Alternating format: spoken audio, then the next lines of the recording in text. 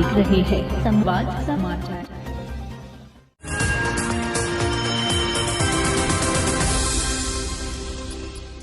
YouTube पर जाकर channel को सब्सक्राइब करें, लाइक करें और खबर को अधिक से अधिक शेयर करें और बेल दबाएं। मध्य प्रदेश प्रदेश बीजेपी कार्यालय में मुख्यमंत्री शिवराज सिंह चौहान और प्रदेश अध्यक्ष विष्णु दत्त शर्मा की पत्रकार वार्ता। मित्रों, और आज इस पत्रकार वार्ता में विशेष तौर पर जो भारतीय जनता पार्टी की सरकार के देश के नहीं दुनिया के सर्वाधिक लोकप्रिय नेता माननीय नरेंद्र मोदी जी के नेतृत्व में कल 8 वर्ष माननीय मोदी जी की सरकार के पूरे हुए हैं। और इसलिए मित्रों, हम लोग कहते हैं कि ये जो 8 वर्ष हैं ये माननीय मोदी जी के नेतृत्व में गरीब कल्याण, सेवा और सुशासन के संकल्प को पूरे करने वाले रहे हैं।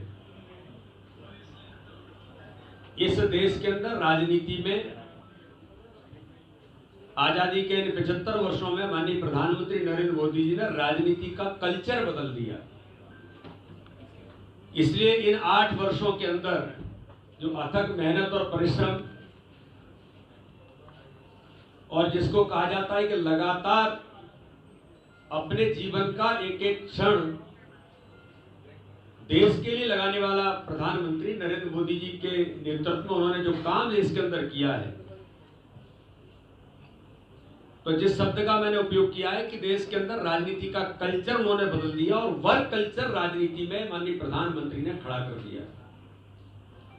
योजनाएं बनती थी, योजनाएं बन करके योजनाएं खत्म हो जाती थी और बाद में आरोप और प्रत्यारोप लगते थे कि देश के अंदर इस योजना में इतना भ्रष्टाचार हो गया। लेकिन आज हमें इस बात का गर्व है कि इन 8 वर्षों के अंदर माननीय प्रधानमंत्री ने गुड गवर्नेंस के साथ एक ट्रांसपेरेंट गवर्नमेंट कैसे दी जा सकती है।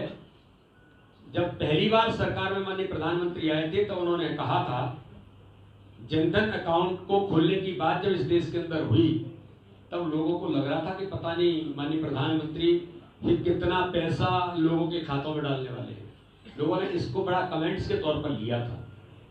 लेकिन आज हमें गर्व है कि माननीय प्रधानमंत्री ने गुड गवर्नेंस का पहला पायदान वहीं से शुरू कर दिया था कि इस देश के अंदर एक कहा जाता है कि 85 पैसे 1 रुपए में से भ्रष्टाचार में जाता है, 15 पैसे गरीब तक पहुंचते हैं।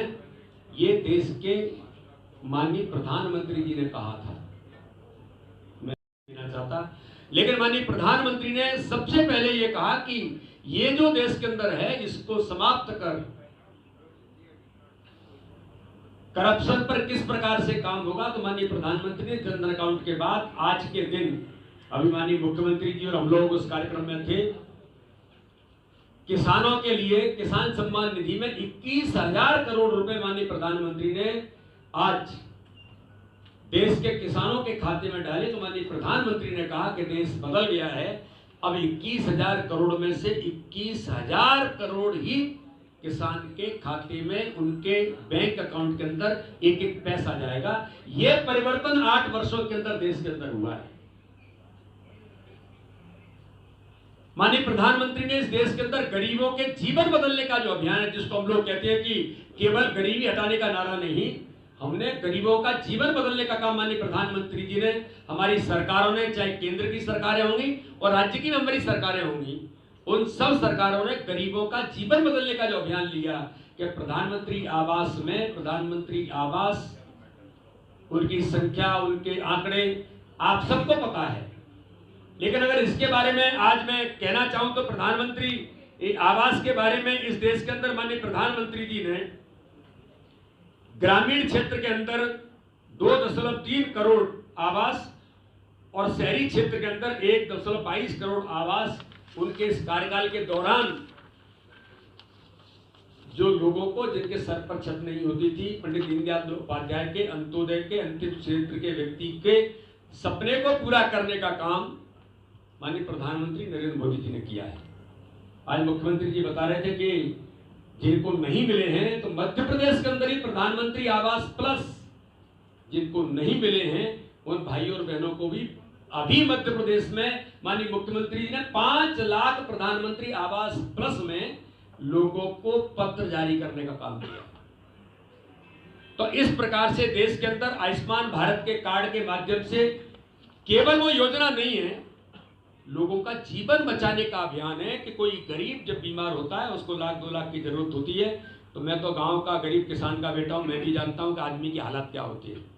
लेकिन 75 वर्षों में किसी ने याद नहीं किया था, लेकिन माननीय प्रधानमंत्री नरेंद्र मोदी जी ने उनके दर्द, उनकी पीड़ा को समझ करके इन गरीबों का क्या होगा, जो अपने मनुष्यगत उसमें व्यवहार में लोग कहते हैं कि जब पैसा नहीं तो क्या करें, छोड़ दो, आदमी का जीवन चला जाता था। लेकिन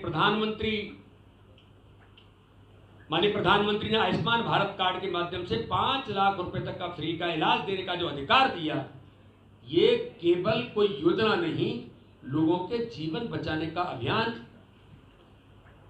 का एक ऐतिहासिक कदम उठाया।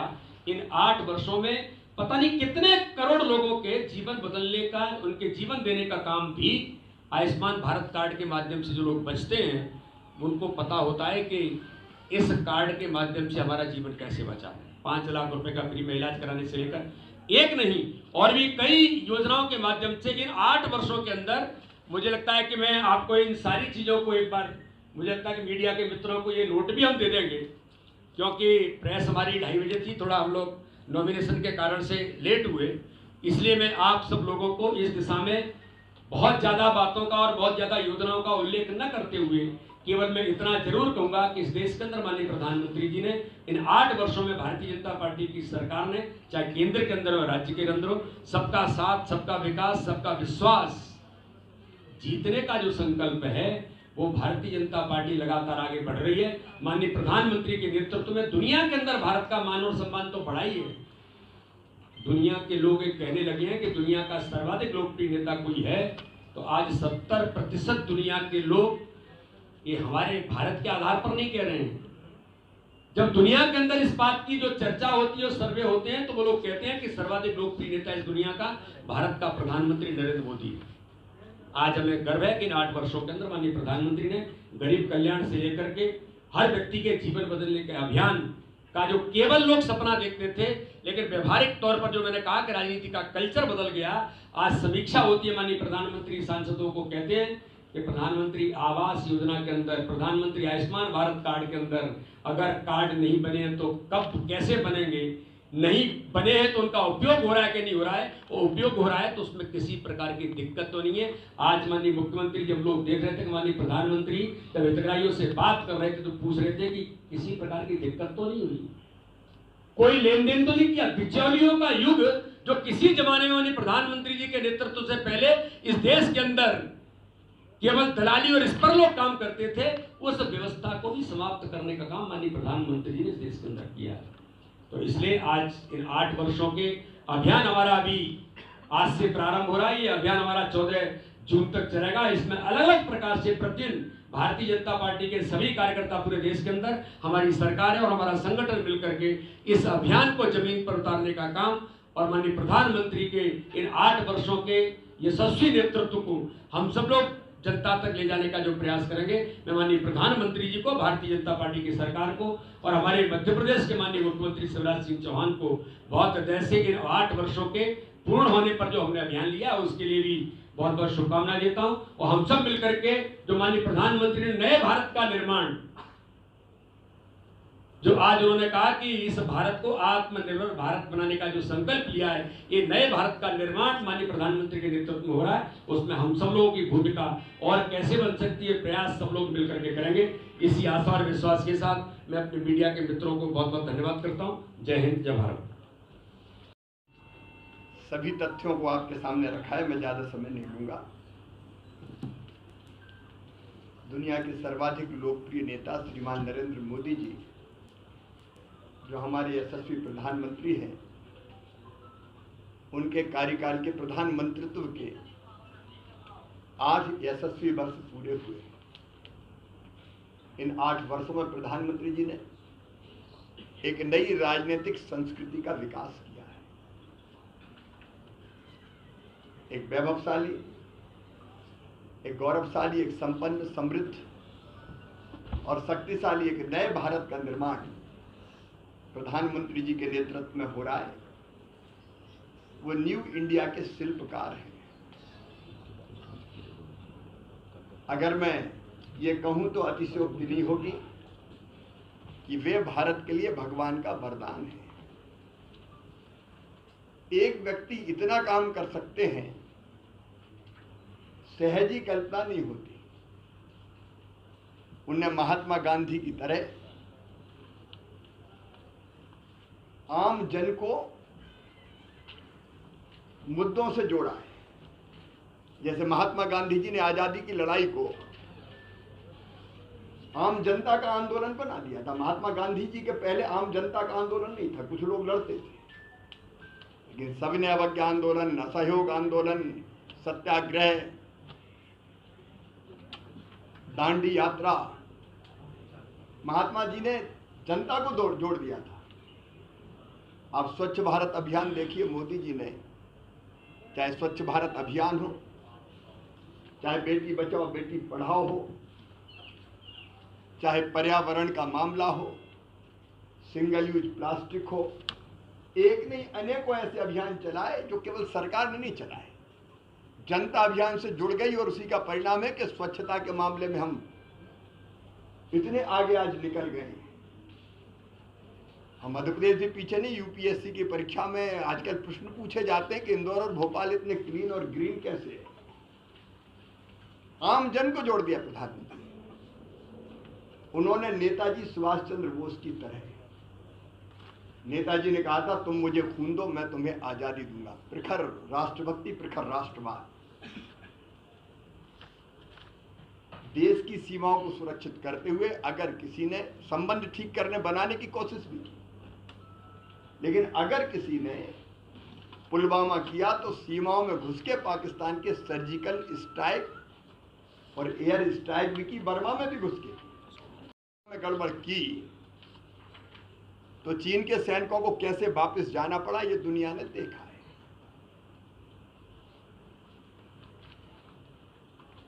आज भारत की सीमाएं सुरक्षित है और सरदार वल्लभ भाई पटेल की तरह जैसे उन्होंने देसी रियासतों को इकट्ठा करके भारत को एकात्म किया था। प्रधानमंत्री जी ने रन फॉर यूनिटी, स्टैच्यू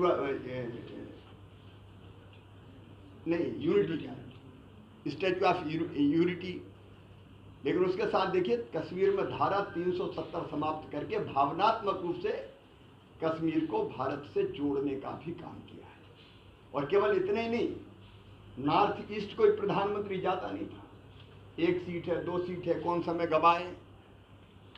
प्रधानमंत्री न केवल बार बार नॉर्थ ईस्ट गए, अलग अलग मंत्रियों को भेजा और वहां विकास की ऐसी गंगा और जन कल्याण की ऐसी गंगा बहाई कि आज अलगाववाद और आतंकवाद निर्मूल हो गया नॉर्थ ईस्ट से।